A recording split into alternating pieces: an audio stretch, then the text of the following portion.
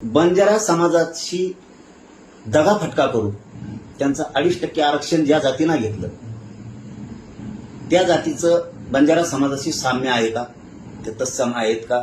त्यांचा पेहराव, बोलीभाषा तशी आहे का? त्यांची संस्कृती, रीतिरिवाज तसा आहे का? ती एक आहेत का? तर याचं उत्तर नाहीये.